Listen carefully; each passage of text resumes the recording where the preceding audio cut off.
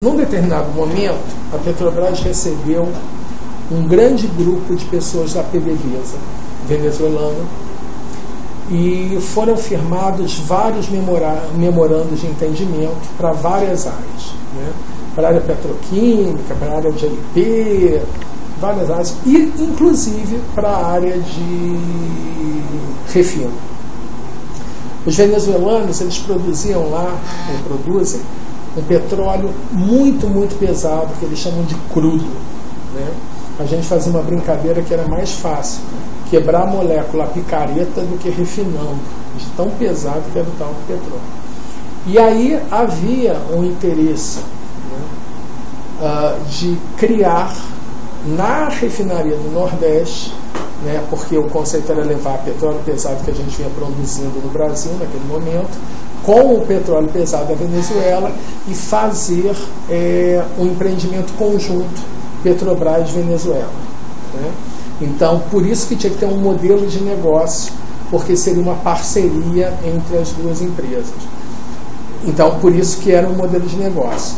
O que aconteceu é que, quando se decidiu antecipar essa refinaria, né, tem as coisas mais à frente. Só um parênteses, esse modelo de negócio seria aplicável a ambas, a Comperj e a RNEST? Não, só para a refinaria do Nordeste. Só para a RNEST. O modelo de negócio do Comperj era um modelo completamente diferente. Tá? E aí, nesse modelo da refinaria do Nordeste, o que a gente procurava era uma forma de agregar o parceiro, mas de forma que o parceiro assumisse todo o custo do investimento na proporção da participação acionária dele, né? E tomando cuidado, porque esse crudo, para chegar ao Brasil, eles tinham que fazer uma estação de tratamento do óleo lá. Eles tinham que fazer um pré-tratamento do óleo para o óleo conseguir ser transferido para o Brasil, para a refinaria. E havia uma grande dúvida se os venezuelanos iriam fazer isso mesmo. A sensação que a gente tinha, e que depois a gente teve provas que era isso, eles queriam fazer, na realidade, não era uma participação acionária. Eles queriam fazer com a gente um contrato que a gente chama de contrato de take-off. É um contrato de industrialização. Eles queriam colocar petróleo e tirar derivados. E que era uma coisa que a gente não podia fazer pelas regras da ANP na regulação do setor de óleo e gás. Seria uma compensação. Porque as regras da ANP dizem que qualquer exportação, você tem que ter uma autorização prévia da ANP. O máximo que você pode fazer é fazer um planejamento de 6 meses e aprovar previamente com ela. Então não dava para fazer um contrato nesse molde que a PDVSA queria.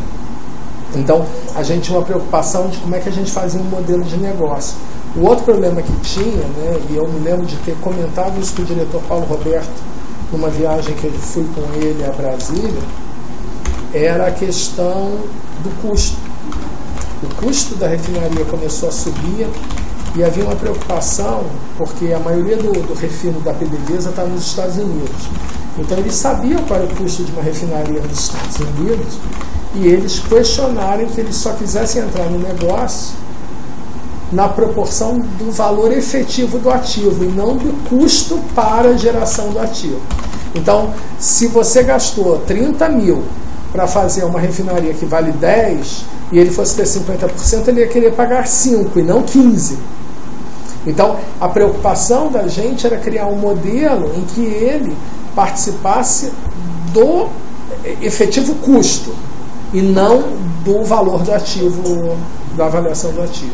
Esse modelo de contratação que a gente viu, o senhor mencionou o par, ele foi aplicado só a RNEST ou foi aplicado em outras refinarias? Não, o que aconteceu com o par é mais à frente, vamos lá. Não, mas se for inverter a ordem que o senhor está pensando, depois a gente aborda esse assunto mais à frente. Tá, então a gente aborda mais à frente, que eu acho que daí eu passo os documentos e fica mais fácil. Tá? Então o senhor falou que foi ouvido porque participou da criação do modelo de negócio do RNEST e o modelo de contratação assim, implantado tanto na RNEST quanto na RNEST e no modelo de negócio do Comperj. Ah, tá. O modelo de negócio diverso do Comperj também. Isso. sobre isso. E alguma irregularidade? O que o senhor constatou? O que o senhor pode dizer referente a isso?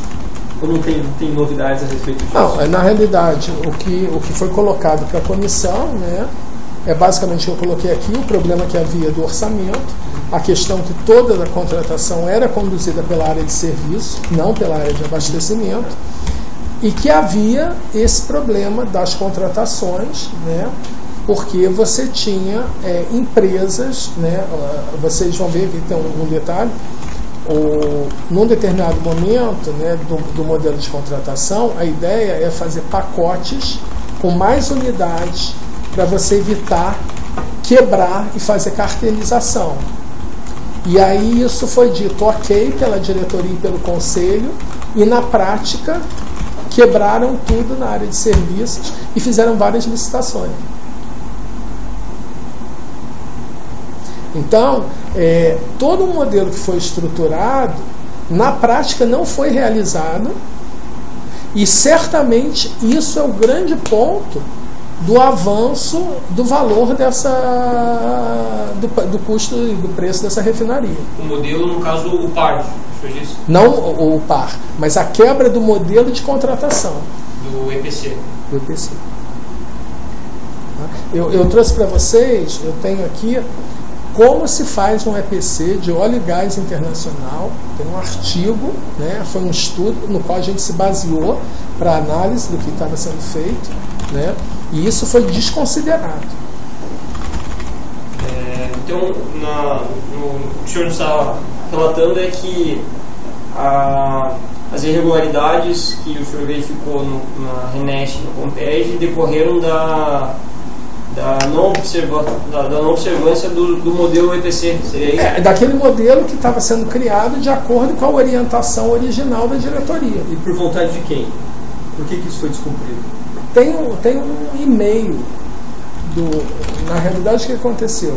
Foram várias discussões da área de abastecimento, né, com a área de engenharia sobre essa questão.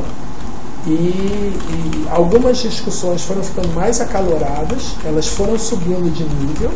Os gerentes executivos do abastecimento corporativo e da engenharia entraram nas discussões, e aí houve um dia que eu, Venina, que era gerente executiva do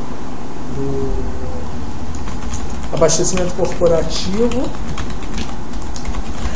fomos convocados, eu acho que tinha mais alguém do abastecimento, junto com o diretor Paulo Roberto, para uma reunião com o diretor Duque e o Pedro Barusco da engenharia.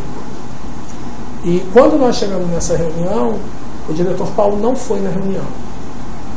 E literalmente eu e a Venina levamos uma escovada do diretor Duque, que a gente estava atrapalhando, que a gente não sabia como as empreiteiras trabalhavam, que se não fosse do jeito que as empreiteiras faziam, não ia se conseguir contratar, e que não ia ser que a engenharia que sabia como fazer, e que a engenharia seria feito do jeito da engenharia. E foi assim, a gente levou um sabão feio nessa reunião, e posteriormente ele pegou e confirmou os termos disso no e-mail para a Venina, né?